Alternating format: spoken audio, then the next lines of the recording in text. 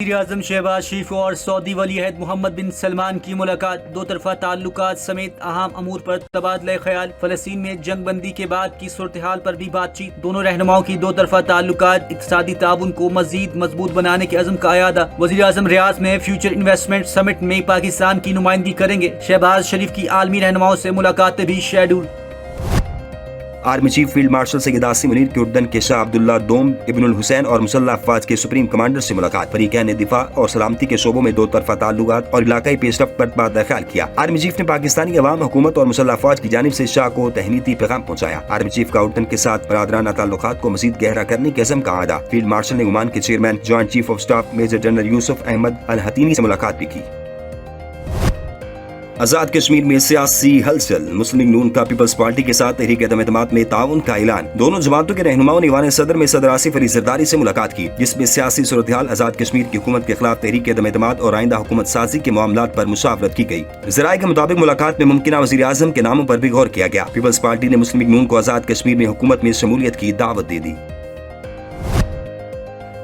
Azad Kashmir assembly میں تحریک عدم اعتماد کا معاملہ، پاکستان پیپلز پارٹی اور مسلم لیگ نون کے رہنماؤں کی ایوان صدر میں ملاقات کے بعد میڈیا سے گفتگو۔ پیپلز پارٹی کے رہنما قمر زمان کائرہ نے بتایا کہ آزاد کشمیر کے وزیر اعظم کے خلاف تحریک عدم اعتماد لانے کے لیے نون لیگ پیپلز پارٹی کا ساتھ دے گی۔ انہوں نے واضح کیا کہ نون لیگ نے اپوزیشن میں بیٹھنے کا فیصلہ کیا ہے اور ہم اس فیصلے کو تسلیم کرتے ہیں۔ نون لیگ رہنما رانا ثناء اللہ بولے کہ ہم پیپلز پارٹی کی تحریک عدم اعتماد کی حمایت کریں گے، مگر حکومت میں شامل نہیں ہوں گے۔ موجودہ مدت مکمل ہونے کے بعد آزاد کشمیر میں آزاد، منصفانہ اور شفاف انتخابات کرائے جائیں گے۔ وفاقی وزیر احسن اقبال نے کہا کہ آزاد کشمیر کا موجودہ سیٹ اپ اپنی ذمہ داریاں پوری کرنے میں ناکام رہا، اس لیے سیاسی استحکام کے لیے تبدیلی ناگزیر ہے۔ چیئرمین پاکستان پیپلز پارٹی بلاول بھٹو زرداری کی جمعیت علماء اسلام طے کے سربراہ مولانا فضل الرحمان سے ان کی رہائش گاہ پر ملاقات۔ کشمیر میں حکومت سازی کے عمل پر مشاورت۔ ذرائع کے مطابق سربراہ JUIFA نے چیئرمین پاکستان پیپلز پارٹی کو حکومت سازی کے حوالے سے مشورے دیے۔ مولانا کا کہنا تھا کہ پارلیمانی جمہوریت میں سب سے اہم کردار پارلیمنٹ کا ہے، جو ادا نہیں ہو رہا۔ وزیر اعظم آزاد کشمیر چودھری انوار الحق کا ایک مرتبہ پھر مستعفی ہونے سے انکار۔ تحریک عدم اعتماد کا سامنا کرنے کا فیصلہ کر لیا۔ پیپلز پارٹی نے تاحال قانون سازی اسمبلی میں تحریک عدم اعتماد جمع کرائی، نام وزارت عظمیٰ کے امیدوار کا اعلان کیا۔ قانون ساز اسمبلی کا اجلاس اگلے 24 گھنٹے کے دوران طلب کیے جانے کا امکان ہے۔ انتظامات مکمل کر لیے گئے، جبکہ جموں کشمیر پیپلز پارٹی کے واحد رکن اسمبلی حسن ابراہیم کا بھی مسلم لیگ نون کے ساتھ اپوزیشن میں بیٹھنے کا فیصلہ۔ اسٹیٹ بینک نے نئی مانیٹرنگ پالیسی کا اعلان کر دیا، شرح سود 11% پر برقرار رکھنے کا فیصلہ۔ گورنر اسٹیٹ بینک کی زیر صدارت مانیٹرنگ پالیسی کمیٹی کا اجلاس۔ مہنگائی کی شرح، درآمدات اور برآمدات کی صورتحال کا جائزہ لیا گیا۔ ایکسچینج ریٹ سمیت بین الاقوامی مارکیٹ میں تیل کی قیمتوں کا بھی جائزہ لیا گیا۔ سعودی عرب رواں مالی سال پاکستان کو $1 ارب کی آئل فیسلٹی فراہم کرنے کے ساتھ $5 ارب کی ڈپازٹ بھی رول اوور کرے گا۔ وزارت خزانہ حکام کے مطابق آئل فیسلٹی 290 ارب روپے کے مساوی ہوگی۔ پاکستان کے ذمہ $2 ارب دسمبر جبکہ $3 ارب قرض جون 2026 میں واجب الادا ہے۔ رواں مالی سال کے پہلے 3 ماہ میں 85 ارب روپے سے زائد کی آئل فیسلٹی دی گئی، جو $30 کروڑ کے مساوی ہے۔ پاکستان نے بنگلہ دیش کو کراچی پورٹ کے استعمال کی پیشکش کر دی۔ کراچی پورٹ کے ذریعے بنگلہ دیش چین اور وسطی ایشیائی ممالک سمیت دیگر علاقائی ممالک کے ساتھ تجارت کر سکے گا۔ 20 سال بعد پاک بنگلہ دیش نواں جوائنٹ اکنامک کمیشن کے اجلاس کا ڈھاکہ میں انعقاد۔ اعلامیہ جاری، دونوں ممالک کی قومی شپنگ کارپوریشنز کے درمیان تعاون بڑھانے کی اہمیت پر زور۔ پاکستان اور بنگلہ دیش کے درمیان ڈائریکٹ فلائٹ شروع کرنے کے لیے کام تیز کرنے پر اتفاق۔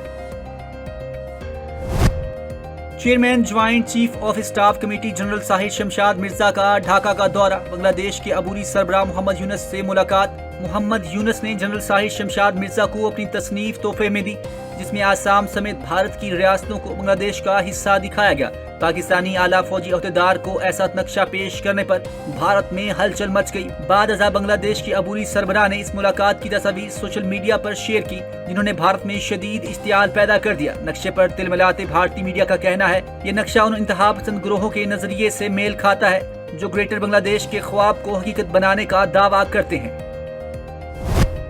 نریندر مودی کی متنازع چائلڈ میرج ایکٹ کو مسلمانوں پر تھوپنے کی کوشش ناکام ہو گئی۔ بھارت کی عدالت عظمیٰ نے چائلڈ میرج ایکٹ کا اطلاق تمام مذاہب پر کرنے کی مودی حکومت کی درخواست مسترد کر دی۔ سپریم کورٹ نے کہا کہ مودی حکومت نے عدالت کو پرسنل لا اور چائلڈ میرج ایکٹ کے مابین اختلافات کی تفصیلی مثالیں فراہم نہیں کی۔ مودی حکومت کے چائلڈ میرج ایکٹ کے تحت لڑکیوں کی شادی کے لیے کم از کم عمر 18 سال جبکہ لڑکوں کی 21 سال مقرر کی گئی ہے۔ لڑکے یا لڑکی کے والدین میں سے کسی ایک نے بھی شکایت دائر کر دی تو خلاف ورزی کی صورت میں عدالت کو شادی منسوخ کرنے کا اختیار حاصل ہوگا۔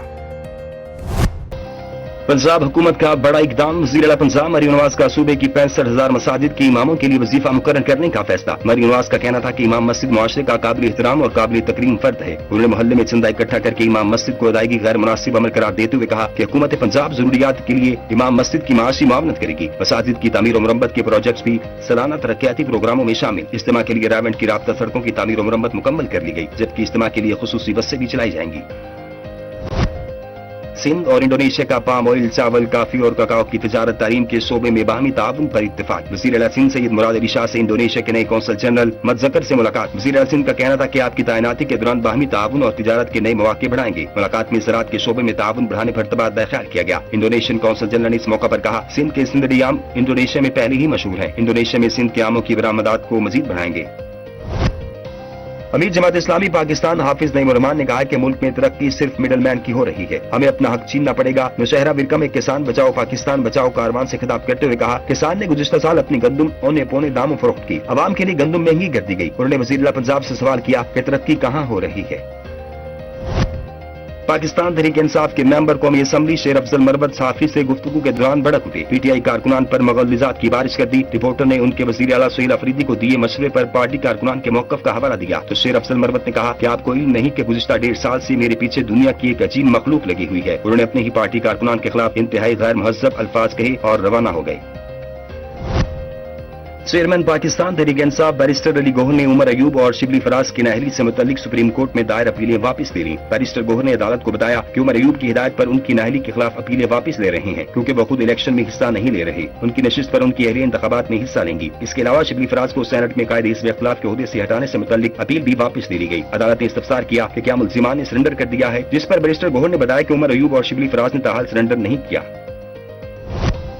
एसपी अदील अकबर की मौत के मामले की इंक्वायरी रिपोर्ट मुकम्मल। रिपोर्ट के मुताबिक अदील अकबर ने खुदकुशी की। इंक्वायरी कमेटी ने अदील अकबर के ऑपरेटर और ड्राइवर के बयान के साथ साथ डॉक्टर्स के बयान भी कलबंद किए। डॉक्टर्स ने बताया कि Adeel Akbar deep rooted stress का शिकार थी और प्रमोशन न होने पर दिल बर्दाश्त थी, जबकि उन्होंने कई बार खुदकुशी के ख्याल का इजहार भी किया था। कराची के इलाके नाज़माबाद में स्कूल वैन में आग लगने से 6 तलबा और ड्राइवर झुलसकर जख्मी। वैन में आग भड़कने का वाकया कराची के इलाके नाज़माबाद में कुबा मस्जिद के करीब पेश आया। जख्मियों को फौरी तौर पर सिविल अस्पताल के बर्न वार्ड मुंतकिल किया गया। जराये के मुताबिक वैन में आग शॉर्ट सर्किट की वजह से पेश आया। शानदार अवामी खिदमत फराइज की अंजामदही में गैर मामूली कारकर्दगी दिखाने वाले असिस्टेंट कमिश्नर खाजिम बंगवार ने बेहतरीन असिस्टेंट कमिश्नर अवार्ड जीत लिया। इस मौके पर तकरीब का एहतमाम किया गया। तकरीब में AIG कराची समेत सिविल और पुलिस अफसरान की बड़ी तादाद शरीक हुई। कमिश्नर कराची ने खाजिम बंगवार को एक यादगारी शील्ड भी पेश की और उनकी खिदमत को सराहा। कमिश्नर हसन नकवी ने खिताब में कहा, खाजिम बंगवार ने अवामी खिदमत में दिन रात एक कर दिए। इनकी मेहनत, खुलूस और अज़म काबिल तहसीन है। महकमा मौसमियात ने बहीरा अरब में 5वां ट्रॉपिकल साइक्लोन वॉच जारी कर दिया। महकमा मौसमियात के मुताबिक मौजूदा दबाव कराची से तकरीबन 936 किलोमीटर जनूब मशरिक और मुंबई से इसका फासला तकरीबन 700 किलोमीटर है। आइंदा 24 घंटों के दौरान यह दबाव शुमाल मगरिब की तरफ मजीद बढ़ेगा। महकमा मौसमियात के मुताबिक फिलहाल पाकिस्तान के किसी भी साहिली इलाके को बराह रास्त खतरा लाहक नहीं। आवाम और माहीगीरों को मुहतात रहने की हिदायत जारी।